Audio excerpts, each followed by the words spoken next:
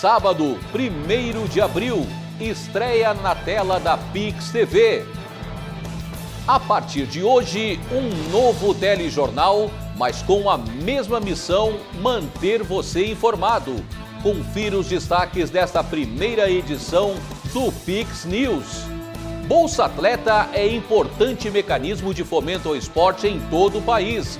Reportagem mostra a difícil vida dos desportistas que não têm incentivo do poder público. Quase 4 bilhões. Esse é o valor que será distribuído pela Lei Paulo Gustavo.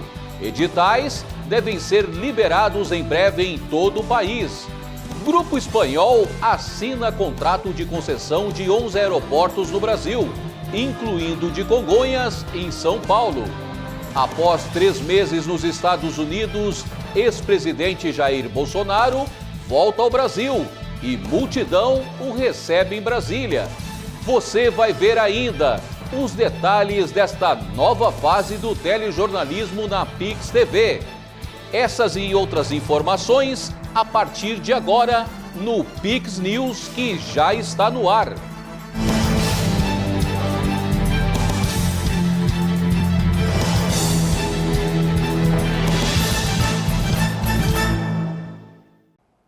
Olá, obrigado pela companhia. E como você viu, estamos de cara nova. Além desse novo cenário, temos mais novidades nesse novo formato de telejornal. A partir de hoje, uma edição mais dinâmica, mas com a mesma missão de sempre: deixar você bem informado.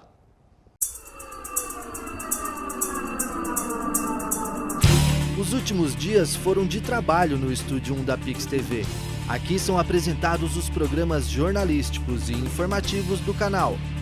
No último mês, o cenário do Pix Notícias passou por reformas. O piso foi trocado e o espaço ampliado, ganhando novas cores. O antigo painel deu lugar a um letreiro de LED e complementos físicos, com uma nova bancada trazendo mais dinamismo ao cenário do telejornal, que mudou também de nome. Agora se chamará Pix News. Esse novo formato deixa de ser semanal e passa a ser diário, também continuando com a exibição de sábado, que o público espera, a nossa audiência em todo o Brasil espera a exibição do telejornal ao sábado, trazendo um apanhado das notícias e informações da semana. E durante os dias da semana, de segunda a sexta, a gente traz a informação mais apurada, mais rápida, esse dinamismo que a gente vai poder trazer com a exibição diária, além de aproximar ainda mais a Pix TV da audiência, do espectador. E com isso a gente vai conseguir medir uma série de fatores, que tipo de conteúdo o público espera, que tipo de conteúdo o público busca na TV por assinatura, E a gente também traz vários quadros ao longo dos dias da semana para incrementar, trazer ainda mais informação para o nosso público. E as novidades não param por aí. Agora uma nova fase começa para trazer mais conteúdo, mais informação e mais dinamismo. Com equipamentos e cenários modernos, tecnologia de ponta na distribuição, um grande investimento para a chegada da edição diária. Hoje a gente está muito feliz de colocar no ar mais esse novo projeto. O Pix News é uma nova forma de levar informação e conhecimento para as pessoas, e uma nova forma em todos os sentidos, porque a gente já começou na era do streaming, a gente já começou na era da TV digital. Foram 4 anos desenhando esse formato, 4 anos trabalhando em tecnologia, 4 anos trabalhando na ciência de fazer vídeo bem feito, Então, a parte de vídeo toda, ela começa lá na captação, então tem uma ciência na câmera, tem uma ciência na lente, tem uma ciência na transmissão do que é filmado para um switcher, do switcher para edição, da edição para masterização de áudio, e depois isso tudo vai jogado para uma nuvem, onde vai ser feito o streaming, Então, a gente trabalhou muito nessa parte de tecnologia nesses últimos 4 anos e o resultado vocês vão ver agora aí. O Pix News chega com novos quadros. Marcelo Câmara continua à frente do principal telejornal do canal, que agora abrirá espaço para mais informação, se aproximando ainda mais do público da Pix TV em todo o Brasil. O cenário é novo, como todos podem ver, porém, o nosso compromisso de levar o melhor da informação com qualidade ao telespectador, esse continua o mesmo, Aquele padrão Pix. E também dizer que, assim como eu, toda a equipe responsável por colocar o Pix News no ar está muito contente, com uma grande expectativa. Enfim, é só alegria.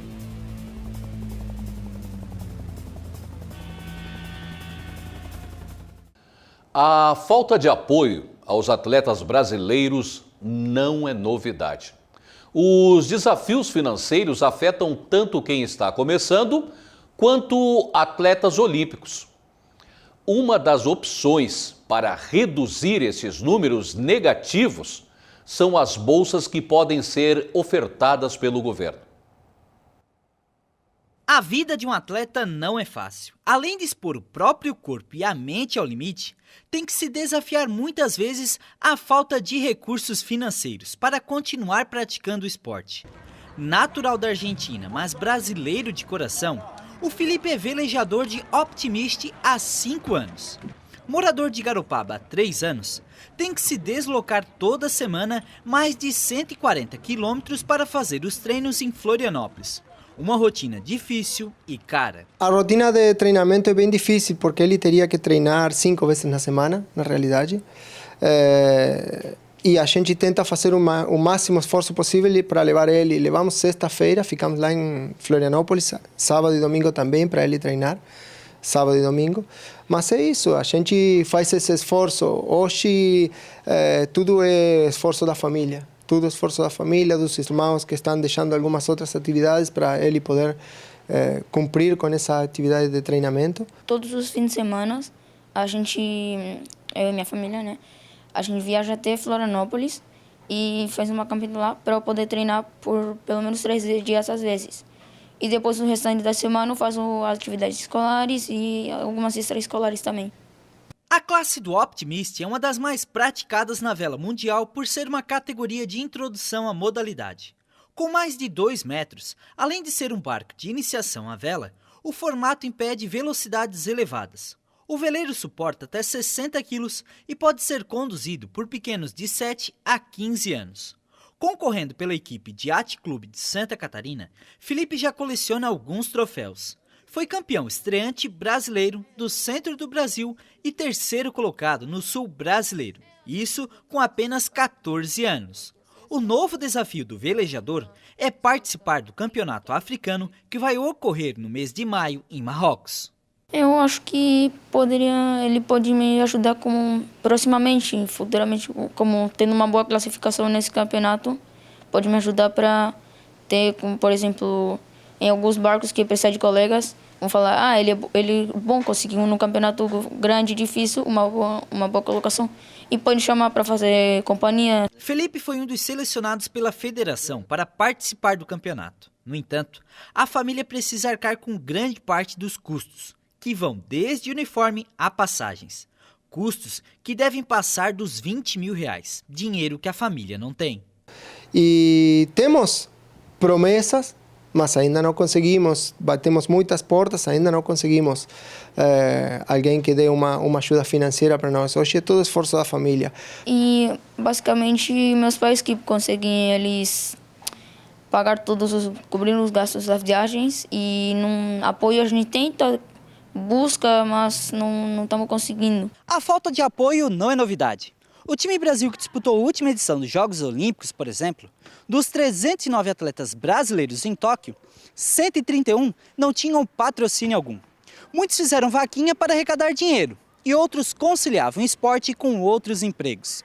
Na delegação brasileira, 78 competidores sequer estão incluídos no Bolsa Atleta Federal, que tem faixas de pagamento que vão de R$900 até R$15 mil.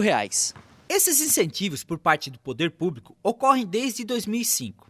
Em 2013, o governo passou a patrocinar atletas com chances de medalha e de disputar finais em Jogos Olímpicos e Paralímpicos. O apoio ocorre para os 20 primeiros colocados no ranking mundial.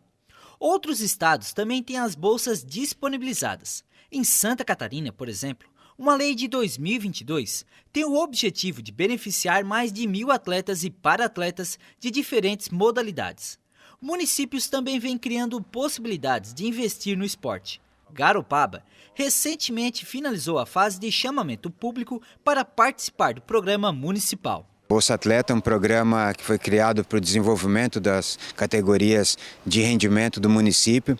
É um programa que ele atende todas as classes, né, sociais. É uma forma de inclusão também, porque vamos possibilitar aos nossos atletas poderem estar bem preparados com seus equipamentos e auxílio nas viagens e inscrições de eventos. Hoje, uma realidade que não existia no município e que está sendo possível, né, através da implantação desse programa. O Bolsa Atleta de Garopaba vai beneficiar 30 esportistas de 3 categorias diferentes: iniciação esportiva e paradesporto, juvenil e rendimento. O valor pago vai de 3 a 6 mil reais por ano. Para participar, o atleta deve estar inscrito na federação do esporte que pratica. Colocamos os méritos esportivos como critérios de avaliação, o que são as primeiras, segundas e terceiras colocações em eventos de nível regional, estadual, nacional e até mesmo internacional. E esses atletas, como priori, né, eles devem estar federados para que nós possamos ter um embasamento também, né, na forma de passar esse recurso e demonstrar, né, na transparência que o recurso está sendo investido naqueles atletas que realmente estão levando o nome do nosso município, o brasão do nosso município no peito, levantando a nossa bandeira em competições, né, de nível até mesmo internacional. O valor mais alto pago pelo município por atleta vai ser de R$ 500 reais por mês, dinheiro que servirá como ajuda de custo. O atleta poderá ainda se inscrever nos programas estadual e federal e acumular o benefício. Felipe ainda não recebe nenhum desses apoios, mas como o esporte que ele pratica é o Optimist, que traduzido para o português é otimista, ele não poderia estar diferente, que ainda vai conseguir os apoios necessários. E acho que se continuo com um bom esforço mesmo e continuo assim, graças aos meus pais, eu vou poder replicar isso só que com categorias maiores, mais complicadas ainda, e manter esses resultados que estou tendo agora. O Brasil alcançou nesta semana a marca de 700 mil mortes por Covid-19. 3 anos após o registro do primeiro caso da doença no país. O segundo, com mais óbitos no mundo durante a pandemia. O Brasil perdeu mais de 700 mil vidas para a Covid-19. A triste marca foi alcançada nesta terça-feira, 3 anos após o início da pandemia. O número foi divulgado pelo Ministério da Saúde. Segundo dados da Organização Mundial da Saúde, o Brasil é o país com o maior número de óbitos na América Latina e o segundo no mundo, atrás apenas dos Estados Unidos, que acumulou mais de 1 milhão de vítimas. De acordo com o balanço de 21 de março da OMS, em todo o planeta o coronavírus matou um total de 6,8 milhões de pessoas. A pandemia começou no Brasil no final de fevereiro de 2020. Atualmente, mais de 85% da população brasileira tomou ao menos uma dose da vacina anti-Covid e aproximadamente 510 milhões de doses de imunizantes já foram aplicadas no país. O Brasil disponibilizou recentemente imunizantes bivalentes contra as diferentes variantes da doença. O Ministério da Economia divulgou os resultados desse primeiro bimestre obtidos pelo setor de avicultura em Santa Catarina. O estado é um dos maiores produtores e exportadores do país. Quem traz mais informações é o repórter Vinícius Pacheco. Boa noite, Vinícius. É com você. Olá, Marcela. A quantidade nas exportações de carne de frango alcançou alta nesse primeiro bimestre em mais de 10%, representando mais de 174 mil toneladas vendidas para fora do país. Em valores, isso representa mais de 382 milhões de dólares, um acréscimo de quase 28% em relação ao mesmo período do ano passado. O estado foi responsável por 23% das receitas geradas com as exportações brasileiras de carne de frango no primeiro bimestre. Os resultados refletem o crescimento dos embarques para a maioria dos principais destinos, com destaque para a China, com altas de 44% em quantidade e 78% em receita. Arábia Saudita com 30% em quantidade e 57% em receita, comparados ao mesmo período de 2022. Eram essas as informações, voltamos ao estúdio. Foi aberta hoje a colheita do pinhão em Santa Catarina. Este ano, a produção deve ser menor que 2022. A perspectiva inicial de produção é de 4.000 toneladas, 50% a menos do que o ano passado, quando se colheu 8.000 toneladas da semente no estado. A queda na produção está relacionada a períodos de estiagem. O município de Painel, maior produtor de pinhão do estado, deve colher nesse ano 1.800 toneladas da semente, contra 2.400 em 2022. A estimativa da Gerência Regional da Ipagre em Lages, embasada em levantamento feito com os produtores. A colheita do pinhão em Santa Catarina segue pelos próximos 3 ou 4 meses, período em que a estimativa inicial pode ser revista. Fora do Brasil, desde dezembro, o ex-presidente Jair Bolsonaro teve seu retorno ao país comemorado por apoiadores que se reuniram no aeroporto de Brasília, em frente à sede do Partido Liberal. Uma multidão se reuniu em frente à sede do Partido Liberal, em Brasília, para saudar o líder político. Após 3 meses nos Estados Unidos, para onde viajou pouco antes da posse do presidente Luiz Inácio Lula da Silva, Bolsonaro se reuniu nesta quinta-feira com a cúpula do PL e parlamentares da legenda. O retorno do ex-presidente foi comemorado pelos presentes. Aqui o presidente já apareceu ali na janela, já deu um tchau pra gente e é com muita alegria que nós estamos aqui para receber o nosso presidente, o nosso verdadeiro presidente, Bolsonaro. Não, eu vim para dar apoio, porque a partir de hoje vai percorrer o Brasil todo, precisa de apoio de todo mundo para mudar essa história toda. Bolsonaro desembarcou no aeroporto de Brasília antes das 7 da manhã, onde centenas de apoiadores o aguardavam. O IBGE divulgou ontem os números de desempregados no país nesse primeiro trimestre. A taxa de desocupação é de 8,6%. Já os ocupados recuou 1,6% comparado ao trimestre anterior. A desocupação aumentou 0,1 ponto percentual em relação ao trimestre de setembro a novembro de 2022. E recuou 2,6% comparado ao mesmo período do ano anterior. Em números, os desocupados representam 9.200.000 pessoas. E o Conselho Nacional de Política Fazendária decidiu que, a partir de 1º de junho, a alíquota única do Imposto sobre Circulação de Mercadorias e Serviços, o ICMS, da gasolina e do álcool será de R$ 1,22 por litro. O valor é menor do que havia sido definido na terça-feira, de R$ 1,45. E você vai ver a seguir, Lei Paulo Gustavo deve destinar quase 4 bilhões ao setor cultural. Você usa demais o celular? Inventor do aparelho alerta para o uso excessivo dos dispositivos. E tem a previsão do tempo para a sua região. É depois do intervalo. Voltamos já!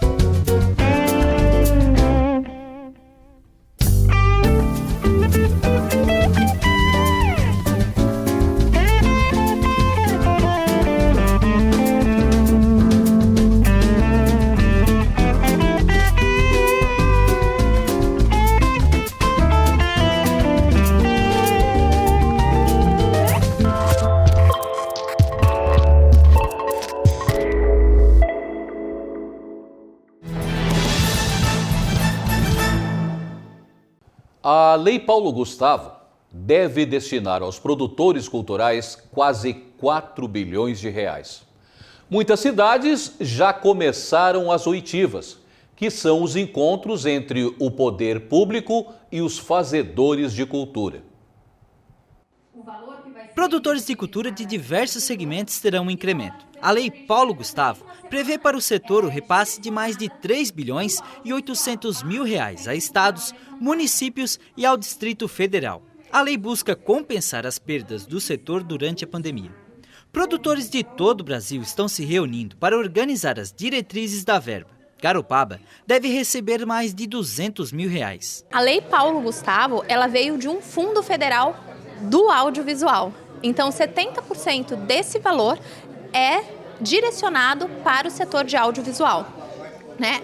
Os outros 30% para outros setores, né? Então, vem cultura popular, música, dança, e aqui em Garopaba não é diferente. Então, nós temos um montante de 218 mil, desses 218 mil, 62 mil é para os outros setores. Essa questão da gente trazer esses recursos, né, que isso é através do Executivo, é uma lei federal, a Paulo Gustavo, ainda pensada para um período pós-pandemia, né, emergencial, ela ainda é uma lei emergencial.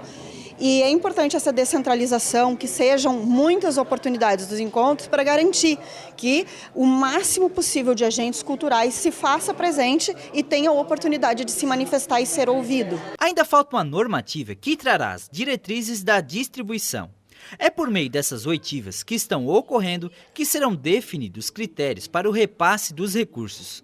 As oitivas é justamente isso, né? Ouvir. Então, nós estamos aqui para ouvir os agentes culturais, os artistas, para que a gente possa saber aonde destinar, né?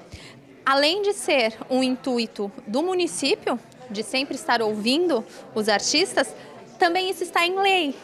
É obrigatório que aconteçam as oitivas no município, né? Justamente para não ficar algo de cima para baixo, né? Mas algo que contemple toda a classe cultural. O que é as oitivas? É um momento onde a sociedade civil, os agentes culturais, os fazedores de cultura vão ser ouvidos. E após isso, o poder público precisa montar, né, através da nossa diretoria de cultura, Camila, um plano de trabalho, um plano de ação destinados a esses 218 mil. Sabendo-se que, previsto pela lei, 70% é para o audiovisual, 30% desse valor total para as demais áreas setoriais, né? Nos encontros, os participantes têm conhecimento das principais informações da lei. Em Garopaba, os fazedores de cultura participam dos debates e preencheram um formulário que servirá de base para concluir os editais. Ali vão ter os critérios de avaliação dos projetos, né? Vai ser realizado um edital? De que maneira que vai ser feito esse edital? Vai ser por premiação? Vai ser um edital no valor de 5 mil por artista? Ou vai ser um edital para que todos se credenciem e cada um ganhe R$500? Tudo isso a gente vai decidir aqui. Então, nessa regulamentação é que vai ter os maiores dados a respeito disso. A princípio, essa lei ela é bem aberta. Ela é para fazedores de cultura, agentes culturais. É claro que vai existir requisitos mínimos e de comprovação, que sejam atuantes, né? Para que também se cumpra com a finalidade original dessa lei, que é realmente dar o aporte para aqueles que ficaram sem atividade. A lei tem o objetivo de sanar os prejuízos causados aos produtores de cultura durante o período de pandemia da Covid-19. A gente sabe, né, viveu na pele 2 anos de pandemia e sabemos de muitos fazedores de cultura, principalmente do setor de audiovisual, que tiveram que se desfazer dos seus materiais para poder sobreviver. Então venderam seus equipamentos para poder comprar a comida daquele período. E hoje ainda não se refizeram, ainda não conseguiram comprar os seus equipamentos de volta. Então é para isso que vem a Paulo Gustavo. Em José Boatê, na região do Vale do Itajaí e Santa Catarina, indígenas da etnia Xoclen lutam para preservar espécie de árvore em extinção. Os Xoclen e as araucárias, uma relação tão profunda que este povo indígena do sul do Brasil não conseguiria viver sem essa árvore sagrada. Por isso, mãos à obra para plantar milhares de mudas desta espécie em extinção, que fornece alimento, remédio e desperta conexões espirituais. Eu costumo assim dizer que não existe o choclen sem a araucária, assim como não existe a araucária sem o choclen. Então, tanto o nosso povo quanto a nossa cultura também corre risco de extinção porque a gente não tem mais nosso alimento tradicional. Então, além de os benefícios alimentares para a nossa cultura, a araucária é um símbolo nosso de resistência. O desmatamento desenfreado colocou a espécie na lista oficial de flora ameaçada de extinção. A empresa brasileira de pesquisa agropecuária estima que restem apenas 3% das florestas originais que abrigam as araucárias.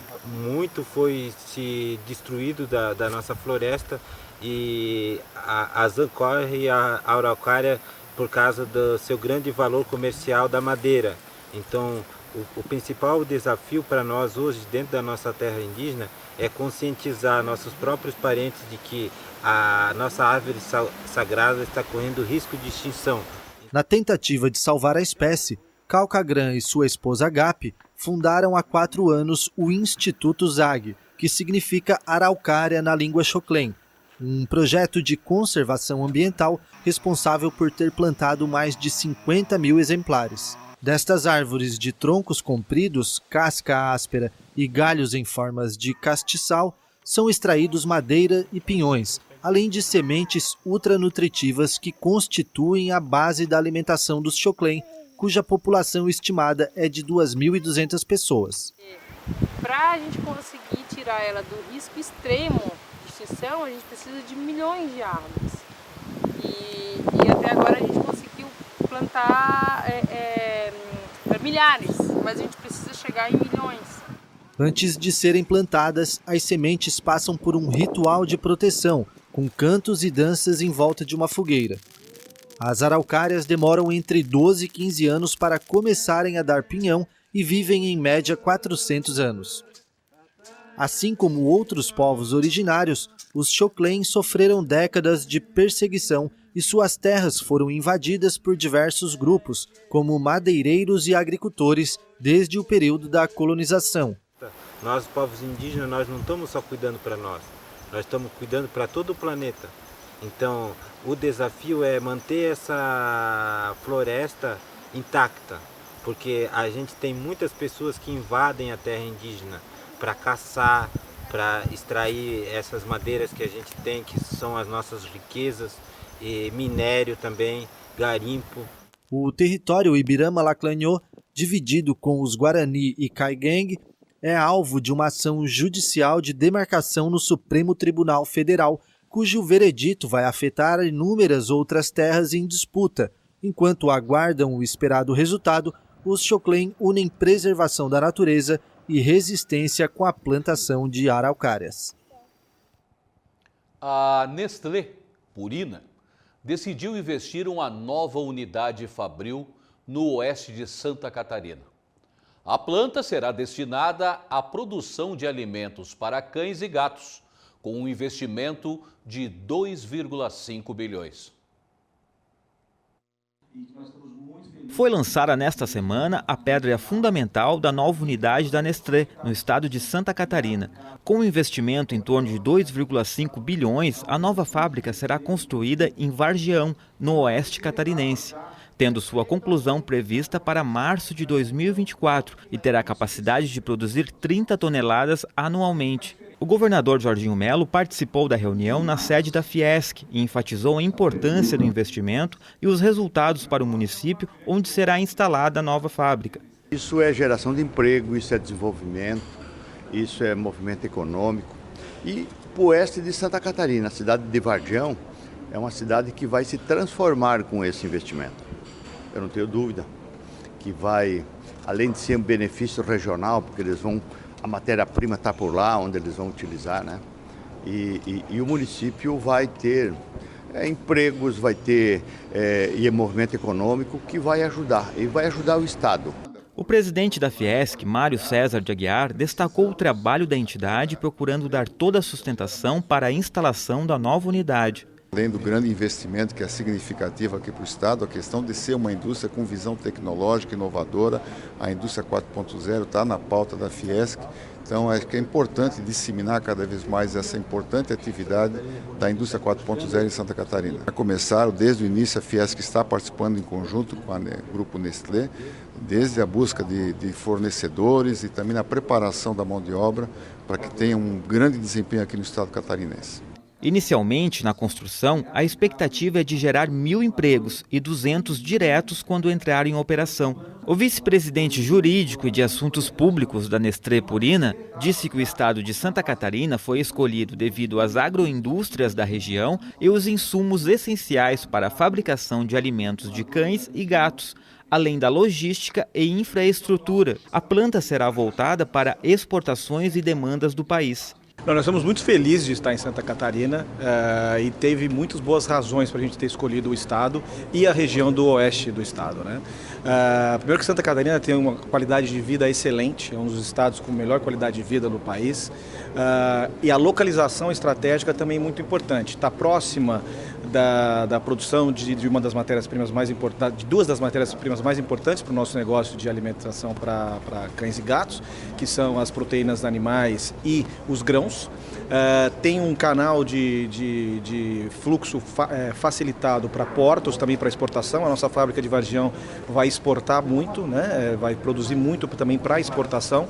Então, todos esses elementos, acesso à matéria-prima, a questão logística, a excelente qualidade de vida no estado e as pessoas, porque também é um estado que tem profissionais muito bons. Nós estamos aqui anunciando hoje um programa de capacitação, porque ele é necessário, mas a base já é muito boa. Então, com todos esses elementos, foi uma escolha fácil. O grupo espanhol Aena anunciou nesta semana que assinou um contrato de concessão de 11 aeroportos no Brasil, incluindo o de Congonhas, em São Paulo, como parte da maior operação de desenvolvimento internacional de sua história. O contrato tem prazo de 30 anos e pode ser prorrogado por mais 5. O grupo semipúblico é considerado o maior operador aeroportuário do mundo em número de passageiros. Entre os 11 aeroportos, em 4 estados brasileiros, está o de Congonhas, em São Paulo, o segundo com maior tráfego de passageiros no Brasil. A Aena havia conseguido o contrato em uma licitação organizada em agosto de 2022, pelo valor de 2,6 bilhões de reais. O grupo, que já administra 6 aeroportos no Brasil, além de 46 aeroportos na Espanha e o de Luton, no Reino Unido, registrou um tráfego de 270 milhões de passageiros no ano passado, que resultaram em um volume de negócios de 23,2 bilhões de reais.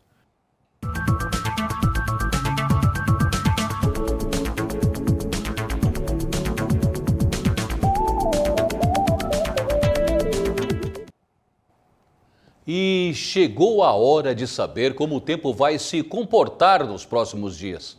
Quem traz mais informações para a gente é o Carlos Eduardo Gomes. Seja bem-vindo, Cadu. Teremos sol neste final de semana? Olá, Marcelo. Obrigado pela recepção. Parabéns pelo novo programa. Respondendo a sua pergunta, que provavelmente é a mesma do pessoal de casa, sim, teremos sol no domingo. Para a previsão do programa de hoje, eu separei algumas cidades da região sul do Brasil e a nossa equipe preparou uma arte bem legal para a gente passar essas informações, porque tem um friozinho também. O amanhecer na região sul vai ser mais gelado, isso porque existe uma massa de ar frio e seco avançando lentamente na região. Em Chapecó, no oeste catarinense, o dia começa marcando entre 10 e 11 graus e de mínima, né? Em Porto Alegre, a mínima é de 17 graus e em Florianópolis, no litoral catarinense, a mínima de 16 graus, de manhãzinha.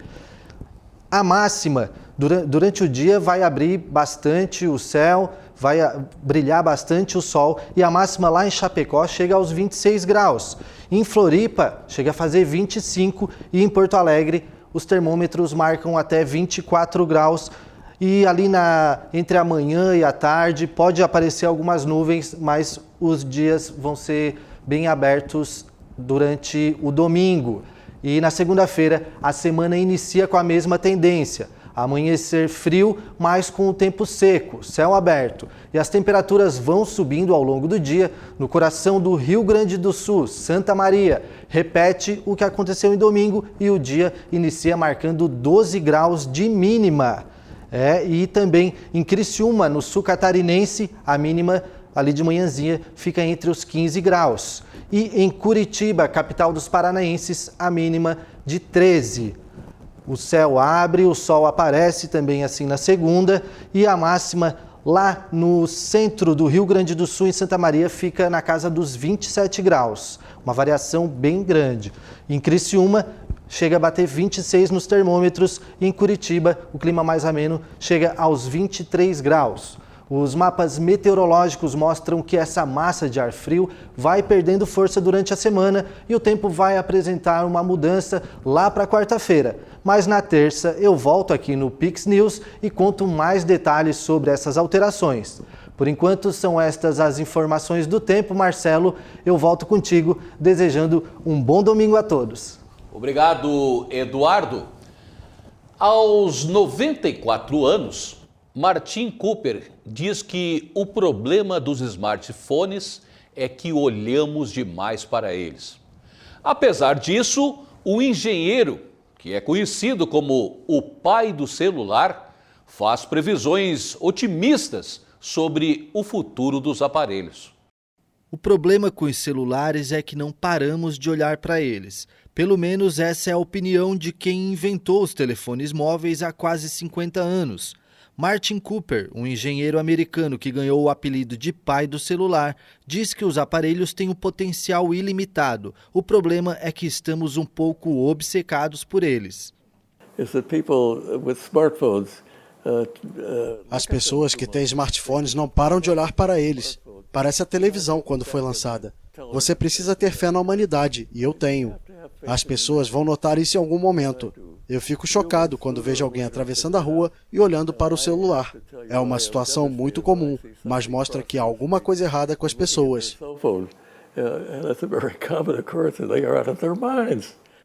Cooper tem um relógio Apple e um iPhone de última geração com inúmeros recursos disponíveis, mas que é usado essencialmente para chamadas.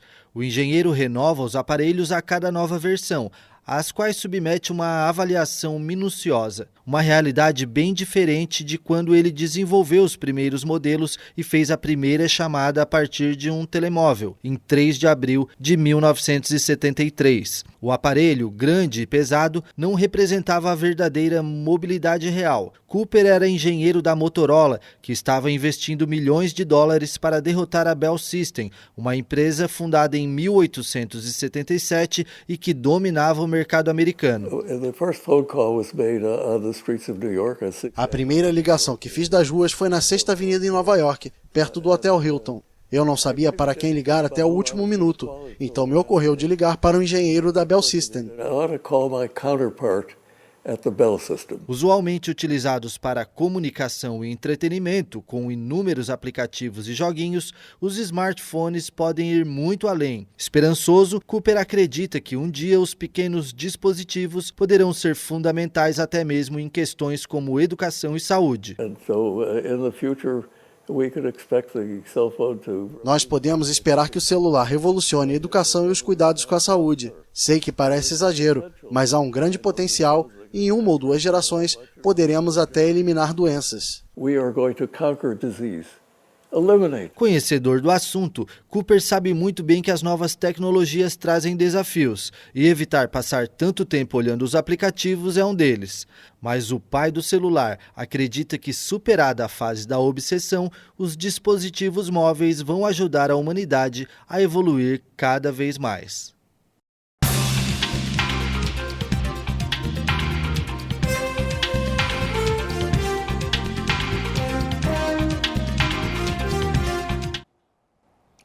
E como vimos na vinheta, chegou o momento de falarmos de política. O jornalista Tiago Pereira já está por aqui. E hoje vamos começar falando sobre o arcabouço fiscal. A proposta inicial foi apresentada esta semana pelo ministro da Fazenda, Fernando Haddad. O que já se pode falar sobre o projeto, Tiago? Olha, Marcelo, eu já adianto para você e para a nossa audiência que os gastos do governo federal podem alcançar 70% do limite do crescimento. É muita coisa. Olá para você, parabéns por esse novo momento do telejornalismo da Pix TV e para toda a nossa audiência qualificada. Bom, como a gente falou, né, para exemplificar esse 70% que eu disse, o montante, se porventura a arrecadação federal for de 3%, as despesas irão crescer em torno de 2,1%, ou seja, a ideia é torrar quase tudo que entrar aí nos cofres do governo. O anúncio gerou muitas críticas na oposição e tem deputado tratando aí o tema como um estelionato eleitoral. Já outros chamam a atenção para a possibilidade de gastos desenfreados por parte do governo, principalmente pelo histórico dos governos do PT. Apesar das críticas, o Ibovespa reagiu bem e fechou em alta de 1,89%, com mais de 103 mil pontos, enquanto o dólar comercial caiu 0,75%, fechando a R$ 5,09. Apesar de não ter visto a proposta final, o presidente do Banco Central, o Roberto Campos Neto, disse que há boa vontade no governo perante o projeto, mas alertou que não cabe ao BC fazer política fiscal. Ele lembrou que o banco tem um regime que se baseia em câmbio flutuante, em um sistema de meta e que tem âncora fiscal. Tom bem diferente do presidente Lula, que a todo momento ataca Campos Neto. Outro detalhe que chama a atenção da proposta do arcabouço é que ele não prevê as pedaladas fiscais, motivo pelo qual a presidente Dilma foi impeachmentada. Mais um motivo, portanto, para que a oposição fique de olho no Congresso Nacional e não deixe que o projeto passe goela abaixo, como pelo menos parece que o ministro Fernando Haddad quer que passe. O ministro Alexandre de Moraes, do Supremo Tribunal Federal, arquivou nesta semana 2 notícias-crime apresentadas pelo senador Rogério Marinho e pelo deputado Nicolas Ferreira contra o presidente Lula. Esse fato é sobre o ataque que o presidente fez ao ex-juiz e ex-ministro, né, Thiago? Exatamente, Marcela, sobre esse fato sim, né, os parlamentares queriam que o atual chefe do Executivo fosse investigado por dizer que o plano de sequestro do senador Sérgio Moro era uma armação. Sem apresentar provas, Lula deu a declaração na semana passada, um dia após a Polícia Federal fazer uma operação para prender integrantes do primeiro comando da capital, o PCC, envolvidos em um plano de sequestro de Moro, familiares dele, um promotor de justiça e responsáveis pelo sistema prisional de São Paulo, berço da facção e onde algumas das principais lideranças cumprem penas. Na decisão, Moraes determinou o arquivamento imediato das ações em razão da ausência de indícios. A decisão foi tomada sem o parecer da Procuradoria-Geral da República, o que não deveria ocorrer. O líder da oposição no Senado, Rogério Marinho, encaminhou ao ministro Alexandre de Moraes, nesta sexta-feira, um pedido para incluir Lula no inquérito das fake news, por causa da declaração. E pior, Lula, no cargo que está, sequer pediu desculpas e até mesmo, ao fazer esse tipo de declaração, vai contra, inclusive, o belíssimo trabalho, diga-se de passagem, feito pela Polícia Federal. Claro que se uma declaração dessas fosse dada pelo ex-presidente Jair Bolsonaro, o tom da imprensa e até mesmo da mídia em geral seria outro. Mas, como já falamos aqui, no Brasil tudo parece ter 2 pesos e 2 medidas. E o ministro Ricardo Lewandowski, do Supremo Tribunal Federal, anunciou que irá antecipar sua aposentadoria para o dia 11 de abril. Esse ato abre espaço para o presidente Lula indicar um novo ministro para a corte. Já há proponentes, Thiago? Já tem sim, Marcelo, e tudo indica que o advogado Cristiano Zanin, o advogado do Lula, que defendeu o petista nos processos da Lava Jato, assuma essa vaga. Essa responsabilidade fez com que mais de 5 mil advogados, essa possibilidade, melhor dizendo, fez com que mais de 5 mil advogados assinassem uma carta contra a indicação de Zanin ao cargo. O documento dos advogados de direita do Brasil critica a proximidade dos dois, o que fere a imparcialidade da Suprema Corte, questionada, muitas vezes por decisões dos ministros. Talvez até mais importante que essa crítica, a carta dos advogados traz ainda reflexão da necessidade de modernização desse sistema de eleição direta de membros da Suprema Corte e defende a elaboração de critérios capazes de incluir a participação social por intermédio de todos os poderes. Eles também questionam o mandato vitalício dos ministros do STF. Bom, certamente essa indignação não é só dos advogados, mas de todos os brasileiros que sabem muito bem as reais intenções dessa indicação. Os processos da Lava Jato, por exemplo, que saíram de Curitiba e foram para Brasília, se caminham a passos lentos. Podemos dizer que certamente com essa indicação não terão nenhum avanço ou praticamente serão extintos. Além, claro, de outras questões que geram conflito entre essa indicação e o Executivo. Também é bom a gente lembrar que Lewandowski chegou ao Supremo Tribunal Federal em março de 2006, indicado no segundo mandato de Lula. Ele presidiu o Tribunal Superior Eleitoral entre 2010 e 2012. Ele também foi atuante como revisor no caso do Mensalão. Vocês lembram do Mensalão? Pois é.